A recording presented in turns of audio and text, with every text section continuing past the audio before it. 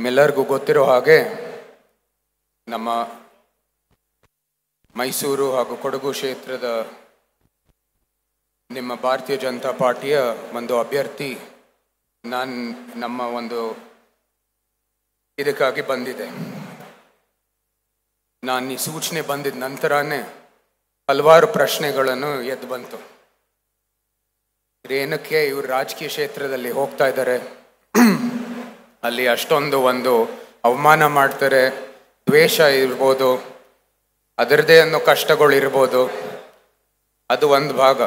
ಆದರೆ ಈ ಕಡೆ ನಮ್ಮ ಪ್ರಧಾನಮಂತ್ರಿ ಶ್ರೀ ನರೇಂದ್ರ ಮೋದಿ ಅವ್ರು ಮಾಡ್ತಾ ಇರುವ ಕೆಲಸ, ದೇಶದ ಪ್ರಗತಿಗೋಸ್ಕರ ಮಾಡ್ತಾ ಇರುವ ಕೆಲಸ, ಅದು ನೋಡ್ತಾ ಹೋದರೆ ನಮ್ಮ ಎಲ್ಲರ ಕಷ್ಟಗಳು ಭಾಳನೇ ಚಿಕ್ಕದಾಗತ್ತೆ, ಆ ಸಂಕಷ್ಟಗಳು ಭಾಳನೇ ಚಿಕ್ಕದಾಗತ್ತೆ.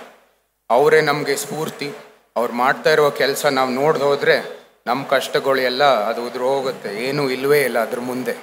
ಸೊ ಅದಕ್ಕಾಗಿ ಯಾರೇ ಇರಲಿ, ನಾವು ದೇಶಕ್ಕೋಸ್ಕರ ನಮ್ಮ ಪ್ರಧಾನಮಂತ್ರಿ ಅವ್ರಿಗೋಸ್ಕರ ಕೆಲಸ ಮಾಡುವ ಅವಕಾಶ ಇದ್ದರೆ ನಾವು ಎಲ್ಲರೂ ಮುಂದೆ ಬಂದು ಅದಕ್ಕೆ ತಕ್ಕಂತೆ ನಾವು ಕೆಲಸ ಮಾಡಬೇಕಾಗಿರೋದು ಭಾಳ ಮುಖ್ಯ. ಇನ್ನೊಂದು ಪ್ರಶ್ನೆ ಬಂದಿದ್ದು ನಿಮ್ಮೆಲ್ಲರಿಗೂ ಗೊತ್ತಿರೋದು, ಅರಮನೆಗೆ ನಾವು ಹೇಗೆ ಹೋಗೋದು, ನಮ್ಮ ಸಲಹೆ ಅಥವಾ ನಮ್ಮ ಏನು ಸಮಸ್ಯೆಗಳಿದೆ ಅದು ಹೇಗೆ ಮಂಡಿಸ್ಬೋದು ಅಂತ. ನಾನು ಹಲವಾರು ಕಡೆ ಉತ್ತರ ಕೊಟ್ಟಿದ್ದೀನಿ.